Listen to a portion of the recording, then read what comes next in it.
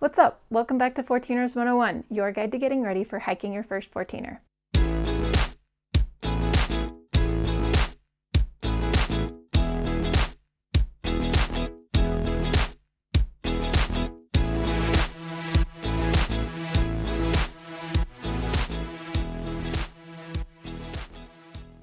I'm Leigh, and this is the last video on gear, part 3.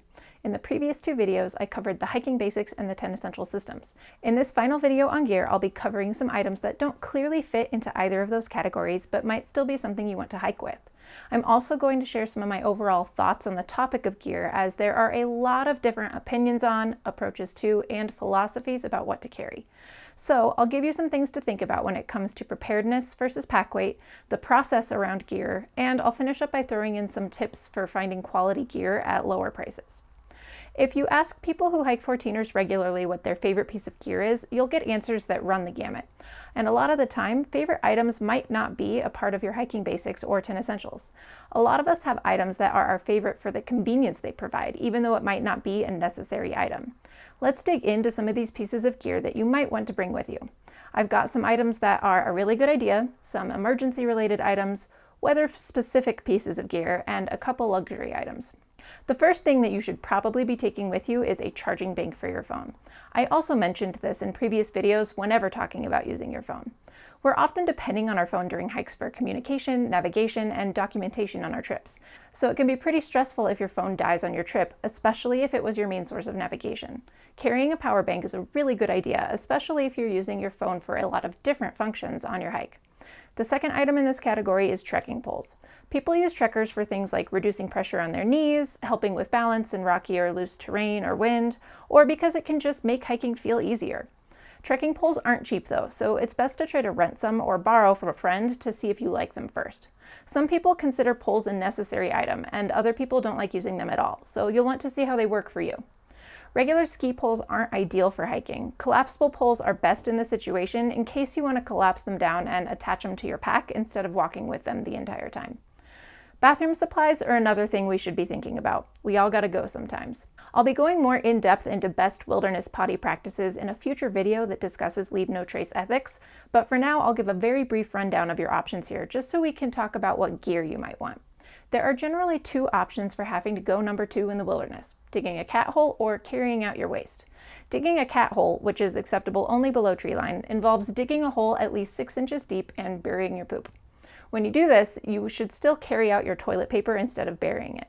Above tree line, you really should be carrying out your waste. This means using something like a wag bag or a restop bag, both designed for you to do your business in and carry it out.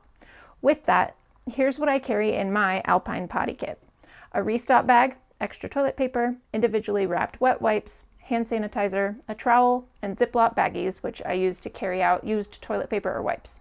I also carry a lightweight dry bag that will fit a used wag bag inside of it. Many people who have used wag bags before will tell you it's wise to double bag it after you've needed to use it. A couple of items that could be useful in case of an emergency are a whistle and a signaling mirror. Both of these items can make it much easier to locate you if you were to get lost. Whistles are a much easier and more efficient way to be heard in the wilderness. Something to remember, a universal distress signal is 3 blasts of the whistle. Sometimes backpacks will come with a whistle built into the sternum strap. Check your backpack to see if you have this feature. With a signaling mirror, these can be bought as standalone items, or if your compass has a sighting mirror, that can double as a signaling mirror. Using a mirror is something that takes a little bit of practice to get down, so I've attached a good article in the description below that goes over how to use one. Definitely worth checking out. When researching your route's current conditions and the weather forecast, you may find that you'll need some weather-specific pieces of gear. While we don't often hike 14ers if it's going to be raining, because rain usually means thunder, there are occasions where it's likely to be wet, but we aren't worried about lightning. If this is the case and I still want to hike, I'm going to make sure that I can keep as much of myself and my gear as dry as possible. This has me thinking about pieces of gear that are going to help me do that. I'm going to make sure I have a quality raincoat and rain pants, and maybe even a rain poncho. I'll want to make sure I can keep my head dry with a good hood on my coat or maybe even a rain hat. Also, I'm going to want to cover my backpack with a rain cover or line my pack with a trash bag. If it's going to be really wet, maybe I'll even do both of those things. Snow is also something we can contend with even in the summer months. If you're hiking in the spring or early summer, it's very likely you could encounter snow along the route. Sometimes the snow is deep enough that you're going to need flotation, like snowshoes. Other times, you're just worried about slick snow and ice that you don't want to slip on. In this case, you'll want to carry some sort of traction, like microspikes. Gaiters are another item that might be needed in snowy conditions. Gaiters are pieces of durable, water-resistant fabric that wrap around your ankles to prevent snow from getting into your shoes, and are most helpful when there's the possibility of deeper snow on your hike. Extreme cold and wind are also conditions that warrant extra gear. In this type of weather, keeping your skin covered as much as possible is helpful in preventing frostbite or windburn. Goggles will reduce exposed skin, as well as things like face coverings and glove liners. Hand and toe warmers might also be necessary in these conditions to keep your extremities warm enough. In particularly snowy years, where spring conditions last longer than usual, you'll really need to evaluate conditions of trails to see if you need additional gear before heading out. As a beginner, you may not want to deal with a route that might need snowshoes. In this case, you might want to wait until later in the season or choose a different route that won't require flotation. I'll talk about researching route conditions more in an upcoming video on trip planning to help you determine its hikeability and if there's extra gear you might want to have. Next, let's talk about a couple luxury items. One of my favorite things to use is a sit pad. This thing is not even a little bit necessary, but I love it. It only weighs a couple of ounces, so it's easy for me to justify carrying. In the early morning of our alpine starts, rocks are generally cold and grass and dirt can generally be wet. If it's cold or wet, I can pop this thing down on the ground or on a rock to sit on, and it'll keep my rear end from getting cold or wet. I find it especially nice to have whenever I'm on trips where I'm filtering water a lot. If it's damp next to a stream or lake, I can just sit on this. Another luxury item for the ladies might be something like this Kula cloth, or something like a shiwi. I often carry a Kula cloth myself and just keep it attached to the outside of my backpack while hiking. I took the luxury aspect a step further and got a retractable keychain to attach it, so I don't even need to remove it from my backpack to use it. One other luxury item some people carry if they're into taking really high quality photos is a nice camera. Before I wrap up this discussion on gear, I want to make sure to take a minute to talk about pack weight. From beginner hikers to expert mountaineers, we're always involved in the balancing act that is gear. On the one hand, we want to bring enough supplies and equipment to be prepared for our objective. On the other hand, we want to manage the weight of our backpacks. Not being prepared could leave us dealing with an emergency. But excessive pack weight in and of itself can lead to overuse injuries or make you more likely to get hurt from something like tripping over a rock.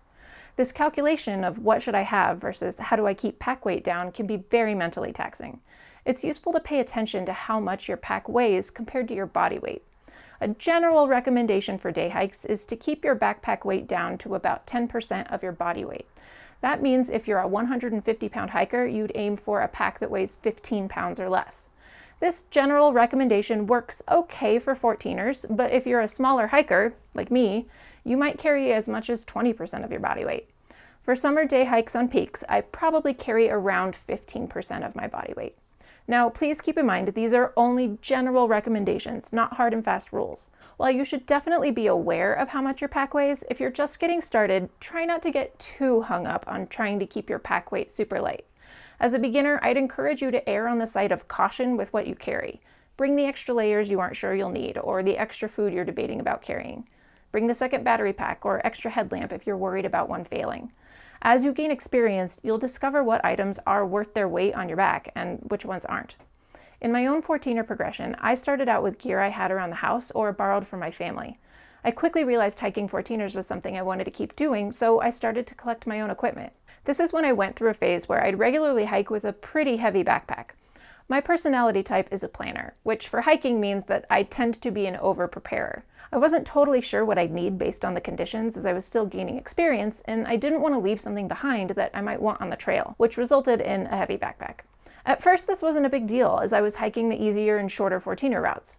As I started facing the longer and more technical 14ers, that heavier pack started to get in my way. I was on Little Bear with a friend of mine who happens to be a mountain guide. I was moving really slowly that day, and he looked at my pack and asked me, "How much does that thing weigh?"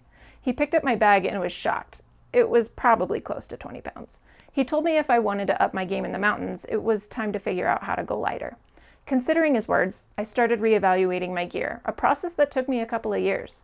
Over that time, I bought lighter options for some things and cut out other items that I determined unnecessary for me through experience. Lightening up my load really made a huge difference in my ability to complete the longer and more technical routes, allowing me to successfully enjoy trips like Capitol Peak and the Little Bear Blanca Traverse as day trips. Now, I'm not saying you should start out as a beginner with the most high-tech ultralight gear out there. For the beginner peaks that I did, a heavier backpack wasn't a huge deal. The routes were a bit shorter and more forgiving of carrying that weight. The point of my story is to illustrate how gear is a process. If you decide that hiking peaks is something you want to keep doing, your gear will change as you learn and adapt as a hiker. But at first, just spend some time figuring out if you even like hiking 14ers. Now, if you do find yourself enjoying the altitude and decide you want to start investing in gear, here are some strategies that I've utilized to get higher quality gear at lower costs. First, you can look for clothing and equipment at used gear stores. There are dedicated secondhand shops where you can score some pretty quality equipment if you're willing to take the time to look. For example, Colorado Springs has a couple of larger used gear stores like Geronimo Sports and Mountain Equipment Recyclers. Some outdoor equipment stores, like REI, have a section in their store with used gear on sale. If you're lucky enough to have a store like this nearby, it helps to drop by regularly to see what they've got, as they usually have pretty frequent changeover as people drop off new items. Second, you can look for used gear online.